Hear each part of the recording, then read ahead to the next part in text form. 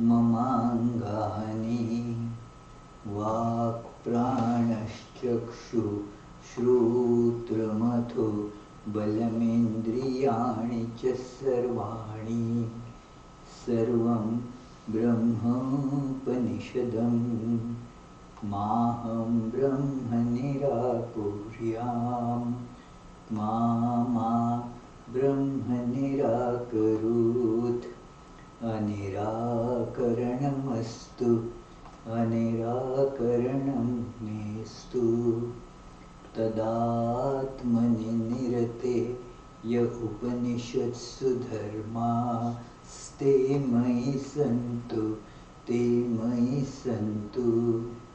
ॐ शान्ति शान्ति शान्तिः। Om. May all my limbs attain strength. May the body, the mind, all the sensory and motor organs become efficient, powerful. All is verily the one without second, all pervading, blissful existence itself, the Brahman. May I never ever deny this truth of Brahman. May Brahman never reject me either. May all the virtues needed for experiencing this supreme truth be with me. Oh, peace, peace, peace.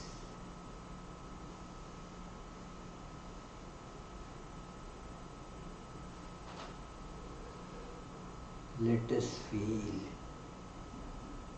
our intrinsic oneness by imagining that we are animal crackers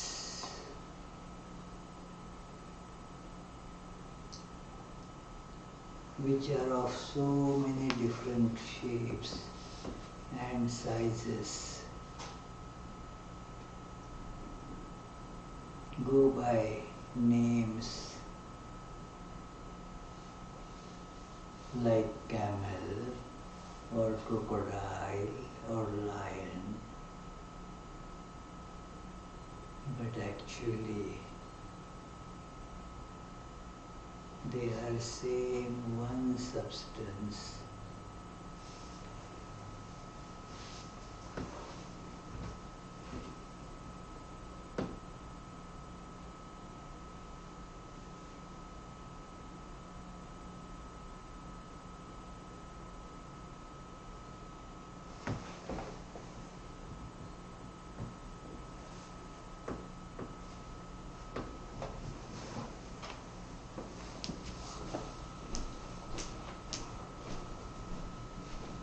So also all things around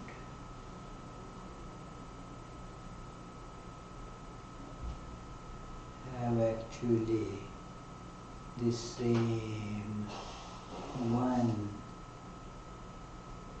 substance, the God or the Atman.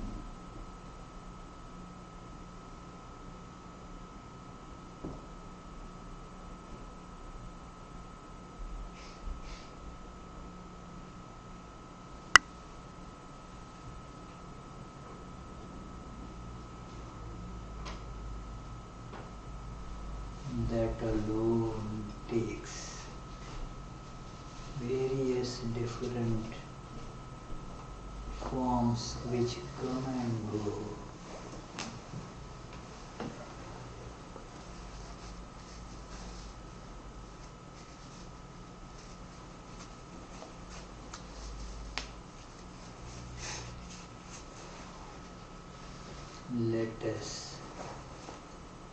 separate ourselves from the form and the name.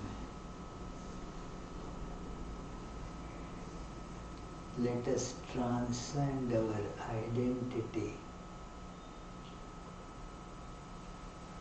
with a form and associated name.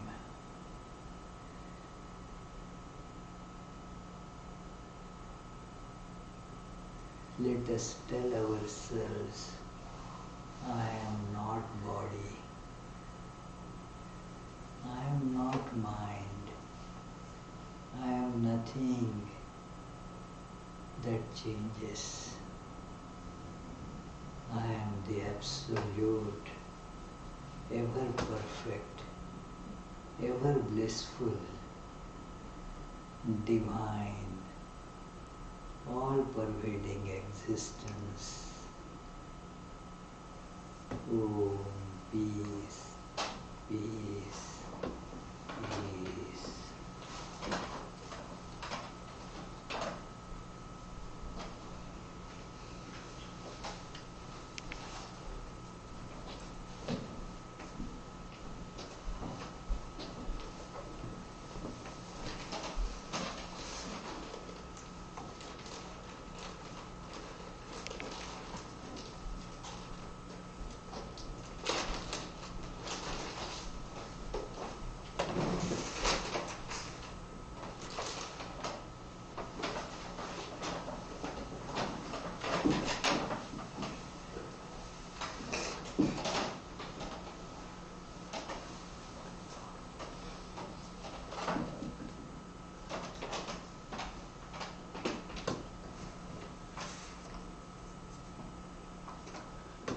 This connection here today. This used to connect automatically. I asked for this address. Hmm? I asked you for the address information. Well, we never put it, was coming just like that. You saved it in Yeah. email. Do you have it in email? No.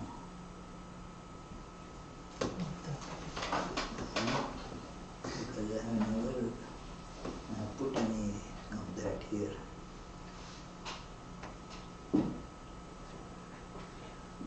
It was not there earlier.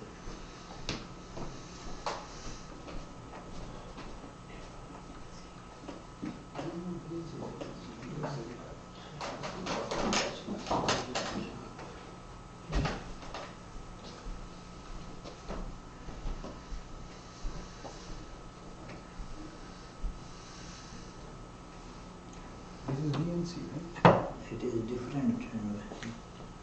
This.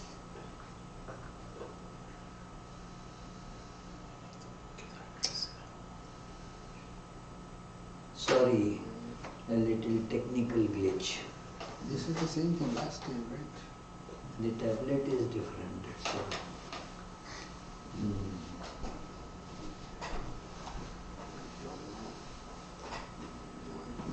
Can you pull the PDF PowerPoint from here for you? Yeah, then I can control it. You have it. You have to, yeah, you can, Yeah, so if you see it there, I can control it. yeah, but you can, yeah, that I can do. You please email it to my Gmail address. Then I will download it maybe. Let us hope it works like that. Or we will have without this. No problem.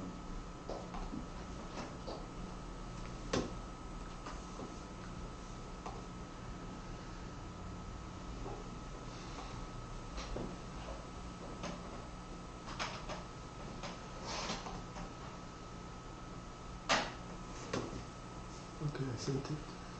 Accept it.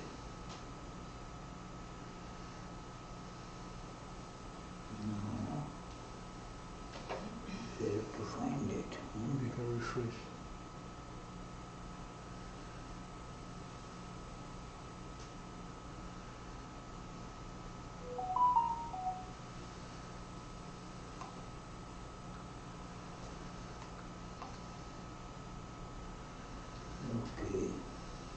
which email address have you Gmail. changed?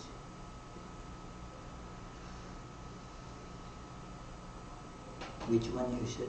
To Gmail. Which one? Oh.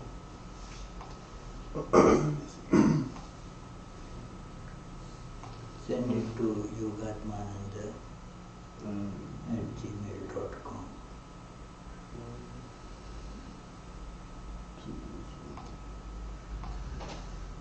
Okay, Yes. this I got this other one also. Okay.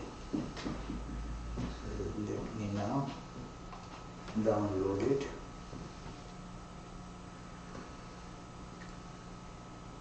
Load here, come on.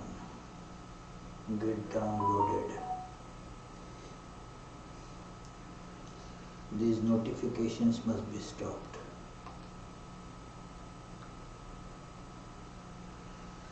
Download attachment.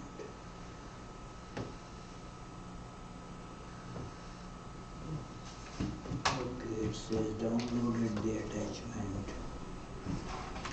We now where to find it? It has downloaded it.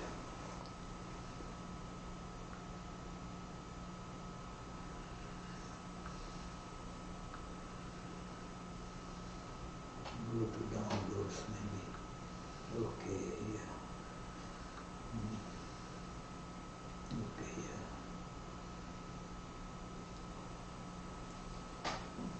So finally, no, again it is asking.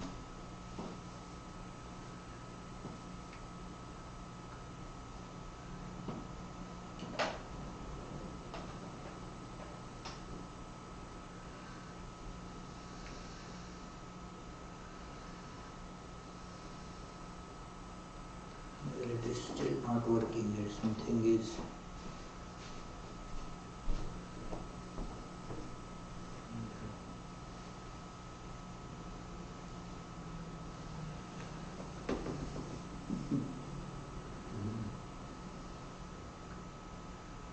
Sorry, friends.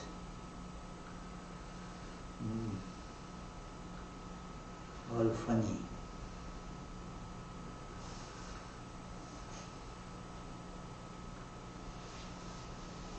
So let us start without it. Come on. Huh? I'll get it. Okay. So let us begin with our opening prayers. It's there. It was there. Yeah, okay. Janmadhyasya yatonvayaditaratashchartheshvabhinyasvarat Tene brahmhridaya adikavaye muyanti yatsuraya Tejo varimridam yatha vinimayo yatra trisargo mrisha Dhamna svena sada nirastapuhakam satyam param dhimahi. Come on, read, I cannot see their back. Yeah. That from whom creation, sustenance, and dissolution of the universe take place, who is both the instrumental and material cause of it, who is omniscient, is the only one having self-mastery, being the one independent entity, who illumined the mind of Brahma with the Vedic revelation, whose wisdom is the wonder of even the greatest sages, in whom the world of the three gunas subsists, just as the combination of materials like fire, water, and earth subsist in their causes without changing their elemental nature, in whose consciousness there is nothing false. On that truth supreme we meditate. So as we have been always saying, that this is the meditation on truth supreme, the truth which is relative truth, Relative truth is what we follow and should follow in our day-to-day living here. It is, for example, if you are asked here whether it is day or night, you should tell whatever is here, isn't it? It is not that in Australia it may be day now, but it is for us it is night. So we should tell accordingly what is day, what is night. So in relativity, these truths hold, the relative truths. It is like I was asked in the doctor's office that it is, what's your date of birth? I gave a date that some 16th January, and then that person asked, what year? And I said, every year. But although the answer was right, every year it comes on the same date, but the idea in asking the question was different. So I had to then tell, oh, no, I was just joking, you see. It is. So the relative truth, it is to be told in the proper, that relative frame, time frame, person frame, and so forth. So, but then superseding all this is the absolute truth of which these are the manifestations. Did you turn off the microphone? Yes, it is coming, from the, you are getting the sounds. It was louder for a few seconds and then it went down again. Well, a little bit closer. Yeah. Well, it is the same, but I don't know what's happening. I had put it right. You are getting it there? The heat is very loud. Huh? The heat is loud. Yeah, heat is loud, yeah. But it is, this is on. Yeah. Yes. It's fine. Okay, when the heat goes down, then you can hear it. Okay. Yeah. So, the idea is that absolute truth, something that transcends time, space, and personality. Whosoever it is, the absolute truth remains one and the same. It is yesterday also the same, today also it will be the same, and tomorrow also it will be the same. It will be same here as well as on the moon.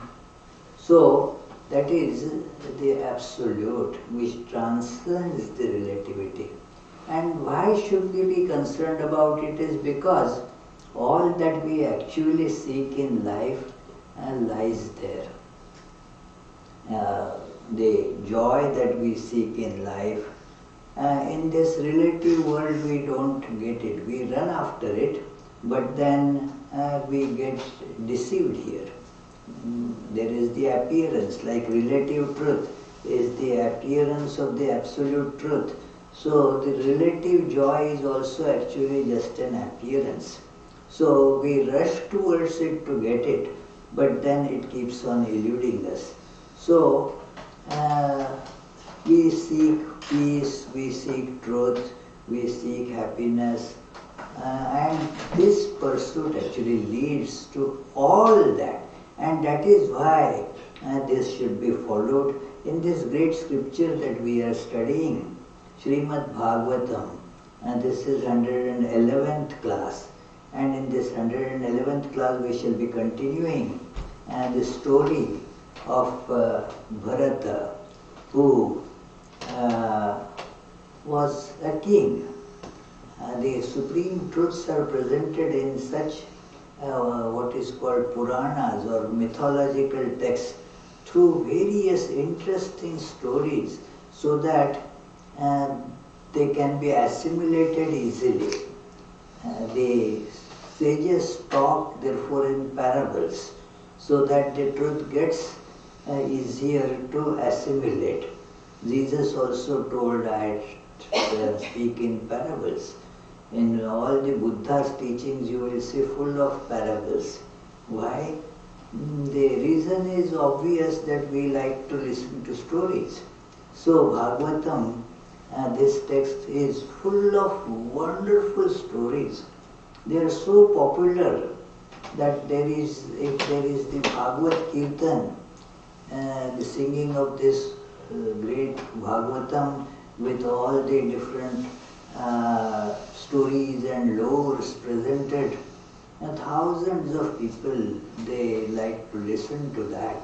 So, the story of Bharata, who was a king but was full of tremendous devotion, and he ruled for millions of years, and then decided that, well, and now it is time for me to retire and devote all my remaining life to the practice of the presence of God.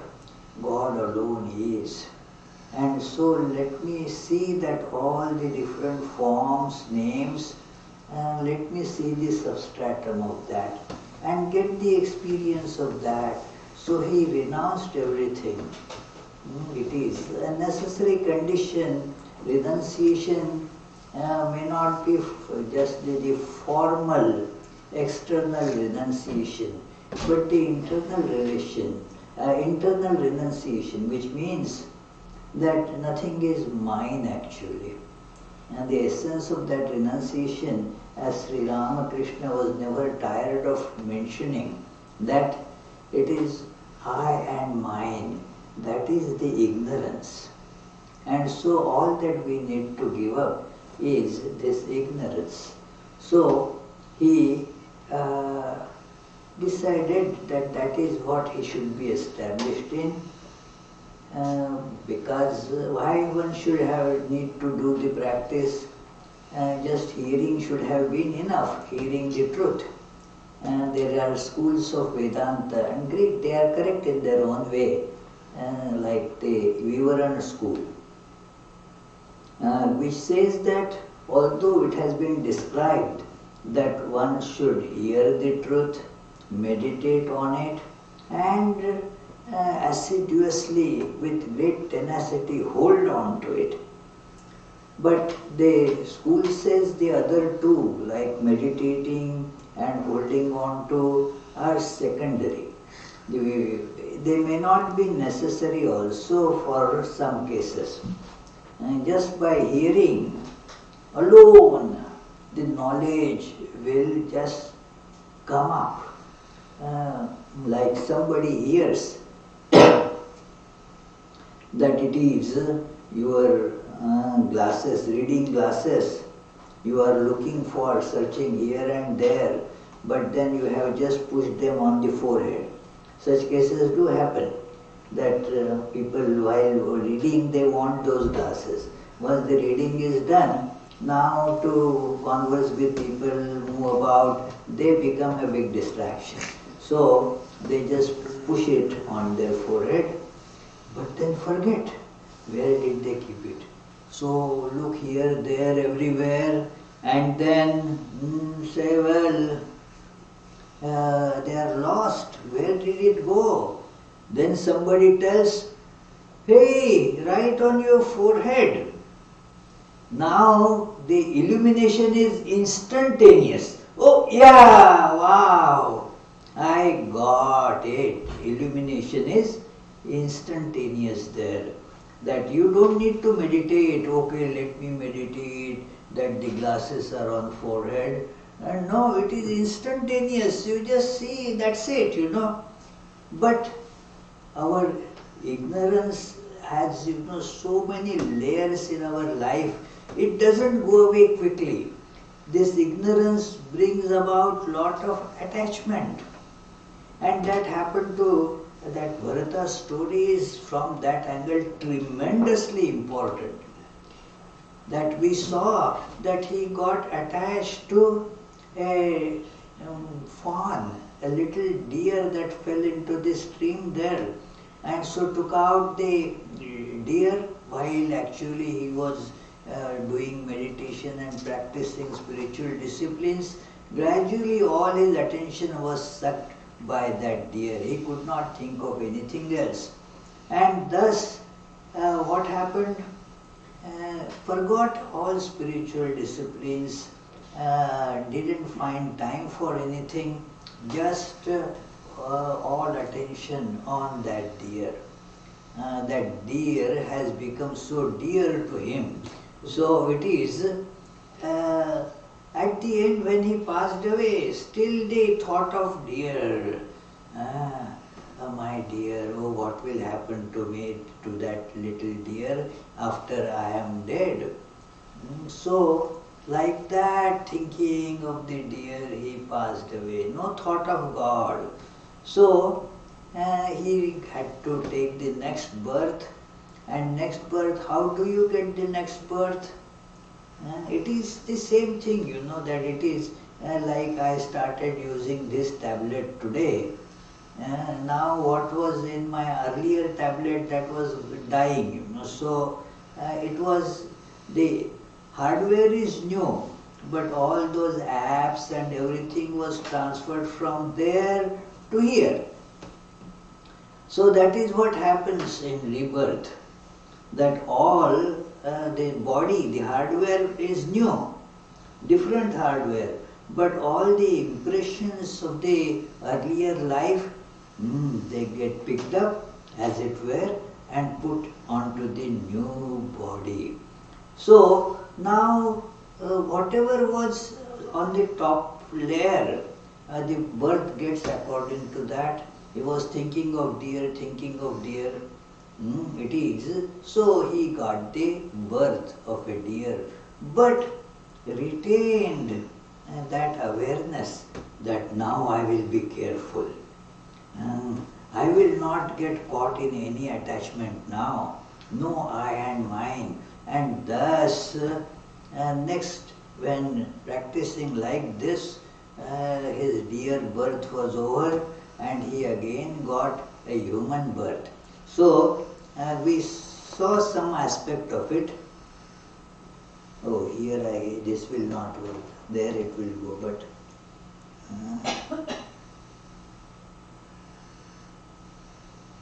here, how do I change now?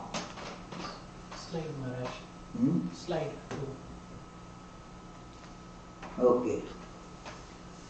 So Bharata then was reborn as human being in the home of a pious, learned Brahmin who had 10 other sons. The painful memory of his fall from spiritual life was still fresh. We read this. And so he was fully determined not to get entangled, so led a life without getting into anybody's contact. He needs whatever is needed for survival, somehow by begging or by doing some labor here and there, he used to get, but remained fully aloof, detached, because he knew how much the attachment can bring a person down. Even though he was so knowledgeable, he understood everything, but even a little vestige of attachment can bring a person down. Doom. It is a ball, it is on the say top that step of the staircase, but inadvertently just playfully dropped. Now it goes on further going down. To catch it becomes impossible. So now next time Bharata was not going to do this mistake. He took the ball, just continuing with the same example, up again, but was not letting it go down. So, completely determined, he therefore and remained unresponsive. Let people say anything, he would not respond to that. It is, people therefore started calling him Jada. Bharata means dullard, lifeless. He was not learning anything. he was not doing his work to get some praise. Nothing could affect him. People would criticize him.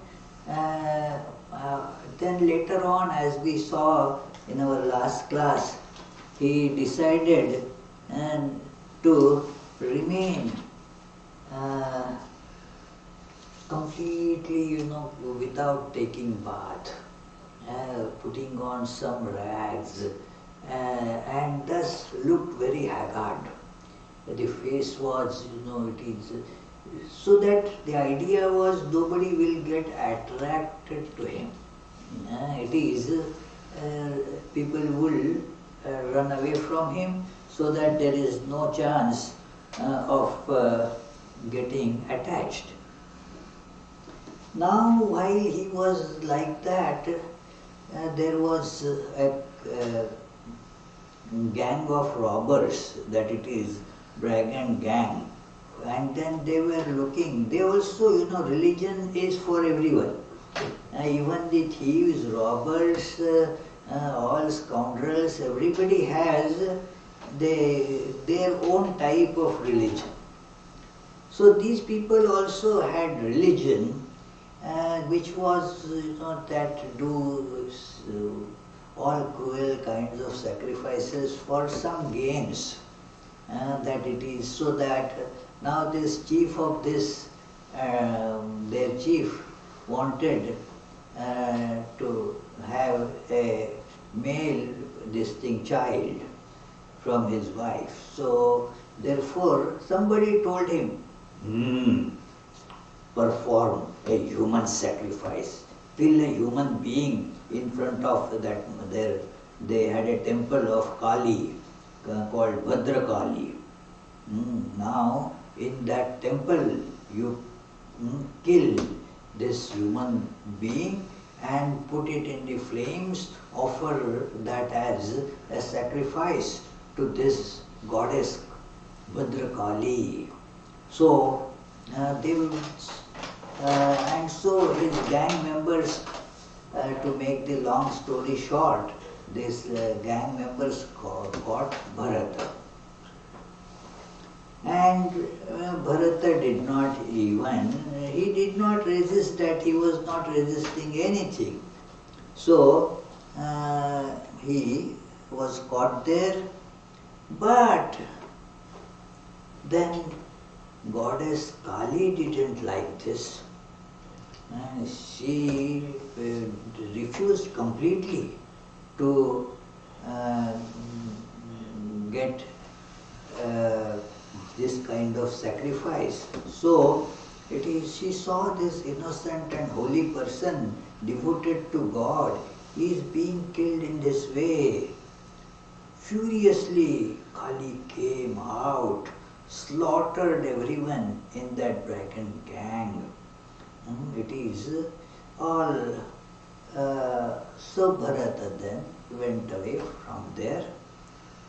Then comes a very beautiful, almost the last episode of this Bharata's tale, and that is that as he started living in his own way, there was a king in that region. His name was Rahugana, and it is he was going through that region to see a sage Kapila. Kapila is a great sage, so he was staying near there somewhere in the forest. So he was going with many of his. Now king doesn't go alone. There is all that detail is always there. So he was going with so many people, and he was riding in a palanquin. He was taken in the palanquin, and then palanquin carriers, one of them was not somehow, there were 4 people needed, so one of them was somehow fell ill or whatever. So they decided to find another one. And they saw this man, Bharata, looked young, healthy. So asked, hey, come on. And he did not resist. Okay, so with everyone, he also started bearing that palanquin. But firstly, he was not used to that kind of work. So what happened? Everything, it requires a particular kind of, training. Now he never had a training. Even minor works, they require training. We had one plumber working. And then he had to take out some, they cut and take out some drywall piece. And then after doing it, he said, well, I won't be able to put it back. Those drywall people, their muscles are differently trained. I am a plumber, those muscles are not trained. And if you tell me that to do the range, I can do that. But it is to lift, I don't think, I am not confident to put all that drywall back up there on the ceiling. So somebody else gave him a hand. So what I mean is everything requires training. So this man didn't have that training, and the result was that the newly recruited bearer was found walking slow, surveying the path up to the 3 feet length in order to avoid trampling over living creatures. The pace of the palanquin bearers therefore began to vary. Now 4, imagine, your 4 cars, 4 wheels of the car. And now one of them wants to go in a different speed. What will happen to the car? So one is going at say 60 miles, another wants to go at 30 miles. So like that, the palanquin was not moving properly. The king was feeling inside the palanquin, he was feeling the uneasy shakes there. So and the king, who was inside the palanquin, got vexed with its unsteady movements. So he exclaimed to the bearers, "O bearers, walk properly, all moving at an equal speed. Why are you not bearing the vehicle in the correct way?" Hearing their master's words of displeasure, they told him as follows. So they said that the new fellow is not used to this, he is causing all the problems. So, O Lord and King, we are not careless. Obedient to your order, we are carrying the palanquin the proper way. But this new bearer, though he was only just now joined the team, he is not walking fast enough. Because they said, we have been carrying so for some time. So we could be tired, but this man is new. So he should be walking fast. But he is not doing so. It will be impossible to carry the palanquin with him in this team. The defect of one in the company is likely to affect the work of all who have to work with him. They said, and that is the case, It is, you attend to the lowest level. That is the weakest link, as they say, that is the strength of the chain. What is the strength of a chain? The strength of the weakest of its link. So, in everything that is true. It is, you are say 10 people working, but one of them is not well trained, not working properly, then everybody has to kind of go at that pace. So the quality deteriorates, speed deteriorates accordingly. So that is how it is. All need to work properly. Those palanquin bearers told the king. So now king started scolding. So it is, although the king had been a great devotee, he was after all king and he had that ego. So he started scolding that so he unable to recognize under the external garb this greatness of Bharata. He started scolding that, oh brother, first he just taunted him that it is that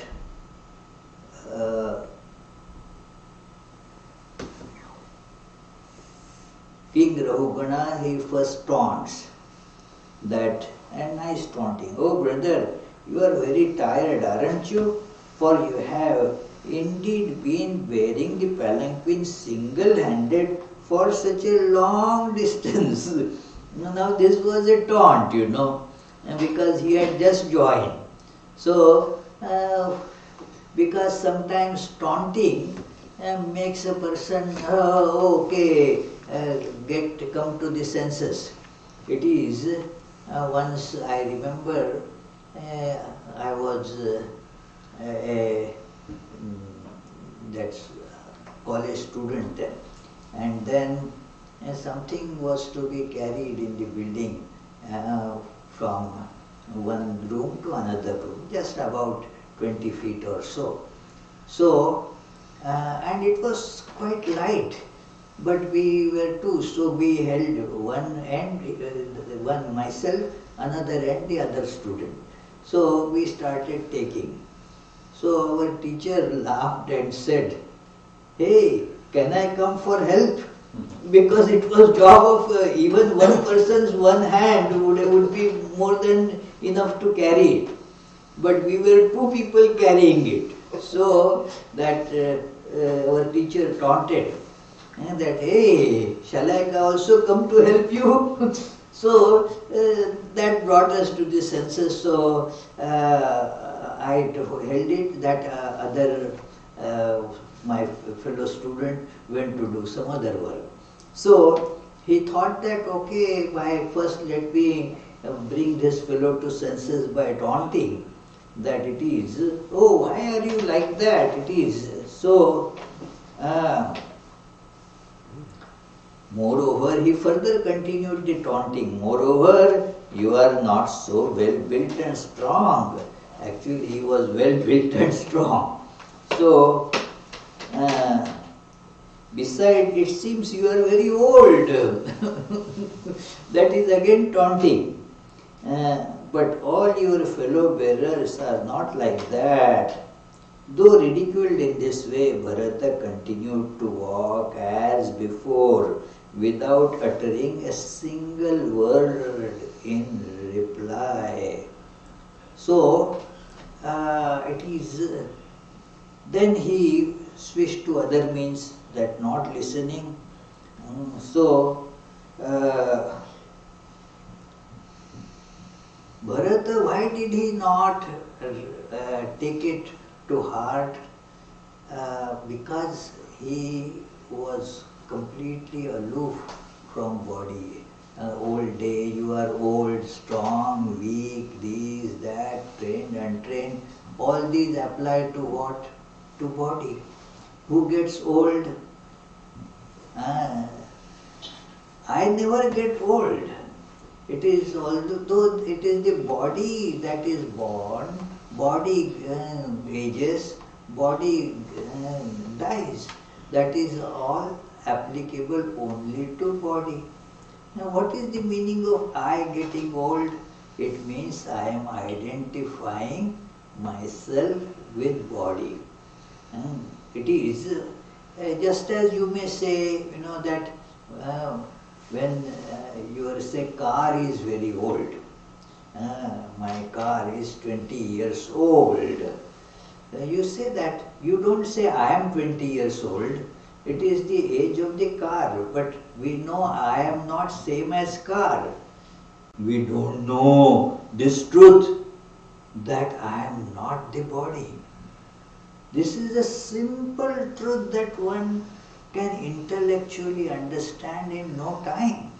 But somehow or other, the ignorance is so powerful in us that we do not really experience this.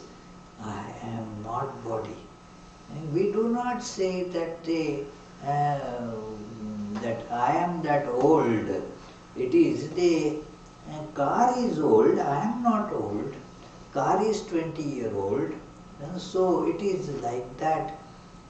This we say this house is 200 years old house. Now it is the age of the house, it is not my age. Similarly, I am housed in the body. I go out of it. Every day we go out of it. When do we go out of it, Adi? When we go to sleep. When we are sleeping, when we are dreaming, when we are sleeping, are we in the body? The body is just on the bed, lying flat, and you are roaming all over in the La-La land. So it is, that shows that I am not body. So, yet it is so difficult to get rid of this terrible, that stranglehold of ignorance on us. And so, whatever is said about body, I take it as if it is said to myself. But Bharata had now that wisdom, and he was sure never to get caught in any attachment and lose this knowledge. So, if one gets caught in the attachment, I and mine, see how the attachment grows. I am this body. Then what are connected with this body, like my parents, my children, my spouse, my so and so, and now they are connections due to body. And what are my children? And there is nothing like my children. It is when you associate with body, then because they have come out of this body, you call them my children. You have actually no connection with them whatsoever. It is only because of ignorance and we say it is mine. Like we say this house is mine. House is mine. And the mice staying there, those mice also say that it is my house. Cockroaches also say it's my house. Whose house it is? It is. So similarly, this body is not, certainly not I. It is not even mine. And also, therefore, the children or other relations, they are also not mine. As one develops this detachment, remember friends, developing detachment does not at all mean losing love. It is only those who were detached could really love. Those who get attached, they cannot love. They keep on just imagining, worrying and so forth. Loving, it is, and that is just for this self-interest, that's all. That gets called as love. It is not really love at all. Those who are really detached, who loved, imagine who loved more than Buddha and Jesus. They were the real lovers because they were not attached. Sri Ramakrishna, he was called by so many as love personified. But he had absolutely zero, no attachment at all. So that is how it is. If we read the life of Holy Mother, we see this. Holy Mother Sarda Devi, how she lived, loving everybody. Nobody was devoid from, deprived of her love. And yet, not the least attachment to anything. So, this Bharata was completely detached. So whatever the king said, he knew that it is not said not to me, it is said about body. Body is old, body is weak, body is strong, and so forth. So he continued his way. Then the king became now very stern. So he started saying that he became angry and said, "You, a living corpse, are you belittling me, your master, and are violating my command? I shall give you fellow a radical treatment which will restore you to your original state." And now king's radical treatment, punishment, original state means that it is, he will give him such punishment that his all this will be changed. Thus the king, out of pride born of his royal status and learning, and out of promptings of the qualities of passion, spoke many such stupid things to the holy man without understanding the ways of great spiritual personages. Not in the least perturbed by all that, Bharata, the bearer of the who had realized this unity with Brahman and attained to universal love, said to him smiling. Now started replying, Bharata started replying in a very calm manner, smilingly. Imagine, this is not easy. If somebody is rebuking me, scolding me in the wildest way, to retain calm and to speak smilingly, replying smilingly. He started telling, and to make the things clear to him, that you see that it is your ridicule has relevance provided there is a thing called weight for one to bear. It is provided there is a destination for the traveler to reach. Here you can see the relative truth and the absolute truth. Bharata was not ready for the relative truth or those epithets. So he was not influenced by that. Wise people, however, do not assent to such a proposition, as weight, body, distance, etc. are all effects of Maya and therefore false, and I am the spirit and not the body. Your words of ridicule become pointless.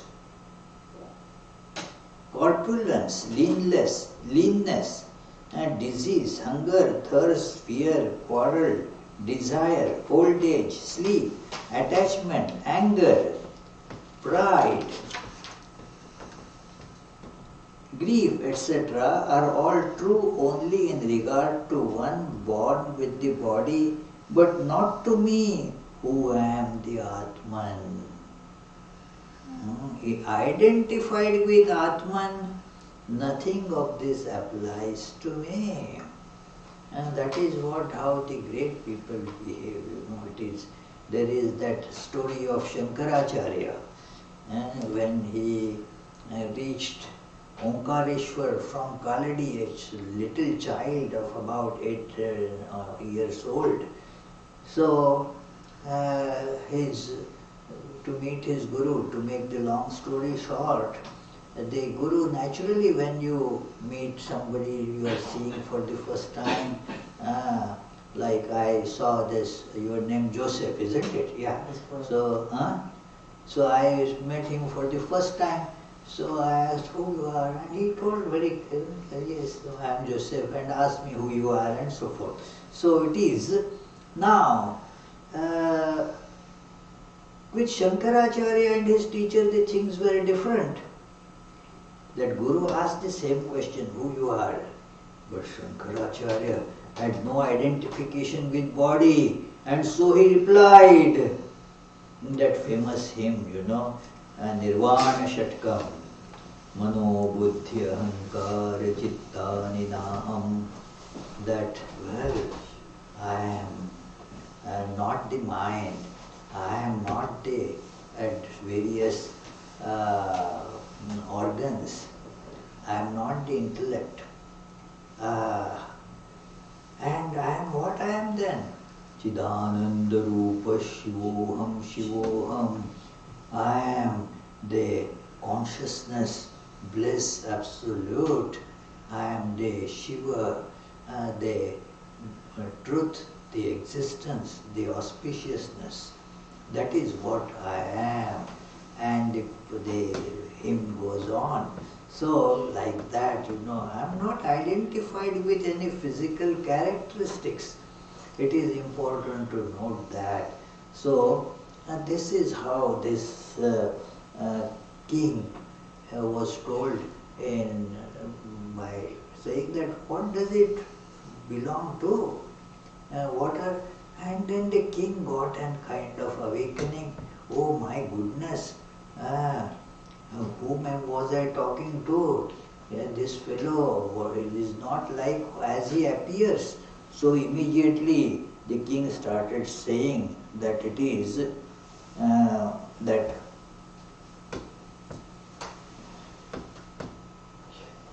who are you traveling incognito in this form? Amongst famous ascetics like Dattatreya and others, who could you possibly be? You bear the holy thread, and that Brahmin, she was a Brahmin born, so which is your place? Whose son are you? How do you happen to be here? Am I to understand that you are Mahavishnu's incarnation, Kapila himself, come here to bless us? That king, when he heard this, immediately got out of the palanquin, fell at the feet of this Bharata, Jada Bharata, and then begged forgiveness for this transgression, and said, oh, after all, I fear not. He said that, the king said, that is how in Indian tradition, the most somebody is scared of is insulting a holy person. The other things are okay, they can be repudiated easily, but insulting a holy man incurs a tremendous sin, and many inauspicious and bad things happen to a person. What? Why? Because a holy person was insulted, and you are certainly such a holy person. So I have insulted you, so what will happen to me? He says, I am terribly afraid of the consequences of insulting, and illumined personages belong to a great and holy lineage. So it is, he says, I am not afraid of thunderbolt or the trident of Shiva or all such things, but this is what I am afraid of. So please forgive me, and so forth. So Bharata spoke to him further, but we will take it up. That part is very nice. The king asked some questions about the relative truth. A very interesting part. But our time is more than over today. So we shall chant the closing chant, and then if you have questions, we shall take them up.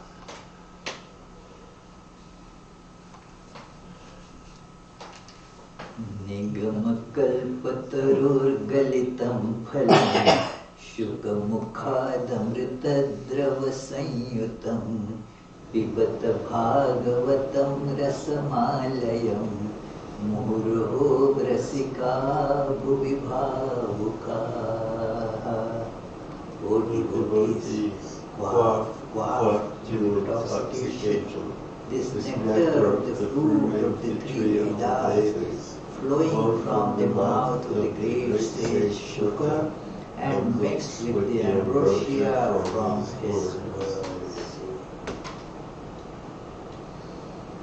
Any questions? Anybody has any question? Nobody has question here. Is there a question here? Yes, on the there's left? one. Okay, give him please. Hey. Yeah. Thank you. Question is from Taraswin. Yes, Taraswin. Pranam Maharaj. Pranam. It seems logical that a person could take an animal body on account of his/her dominant karmas, but how can a cow, for example, move to a human body? She doesn't incur merit/demerits. Yeah, good question. That okay, a human being can go down and to an animal's body.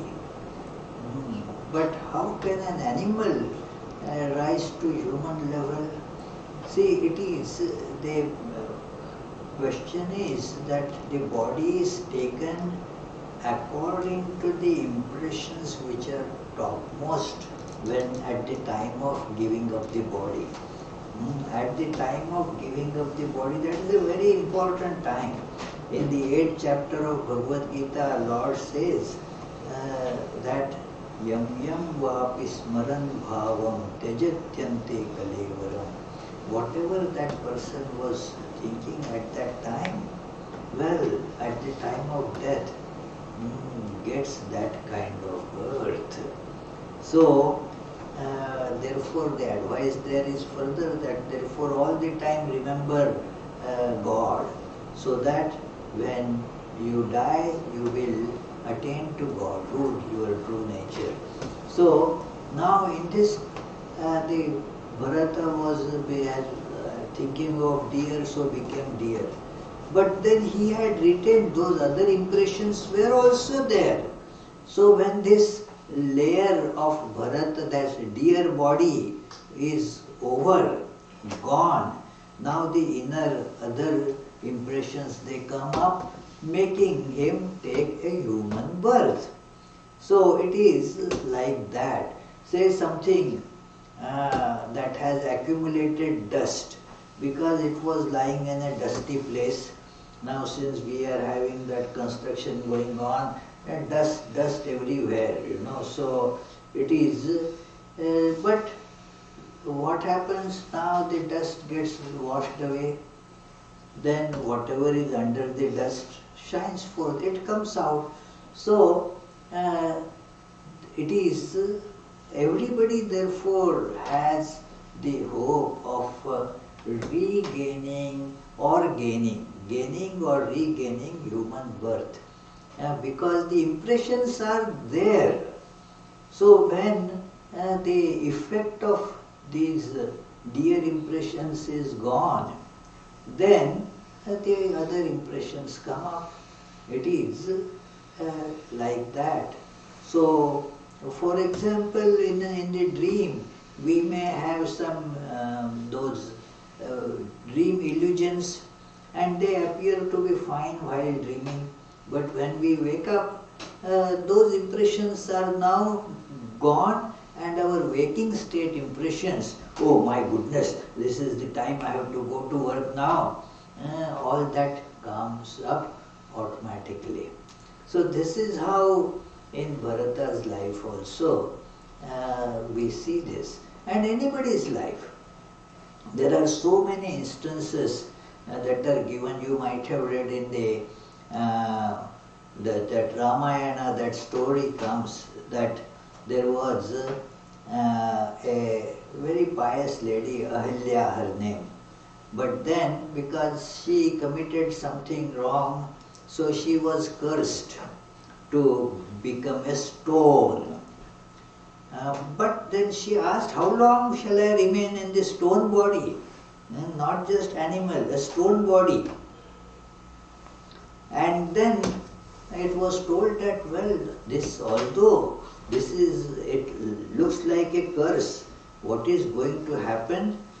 There will be Rama going along that path, and you will be a stone right on that path. Now other people will have to go to Rama to take his blessings, to see Rama. They have to go to Rama. But since you are stone, you do not walk yourself, so Rama will come to you. And with the touch of Rama, your stone body will go away, and your previous pious Ahilya body will come up, and that will be the moment of your emancipation or liberation. So that is how the birds can be of various different types, different reasons. It is, the Upanishad says, yatha karma yatha shritam, that depending on your consciousness and your actions, you get the new body. And what you load on the new body are all the remaining impressions that one has. So it is possible a cow can become human being after the cow layer is gone. The cow impressions are exhausted, then the other impressions whichever are prominent, uppermost, they will start showing up. That is how this is. Any other question? So friends, let us conclude with our closing chant. Mukunda Madhava Govinda Bol, Keshava Madhava Hari Hari Bol. Mukunda Madhava Govinda Bol, Keshava Madhava Hari Hari Bol. Hari Hari Bol, Hari Hari Bol, Hari Hari Bol, Hari Hari Bol. Krishna Krishna Bol, Krishna Krishna Bol, Krishna Krishna Bol, Krishna Krishna Bol.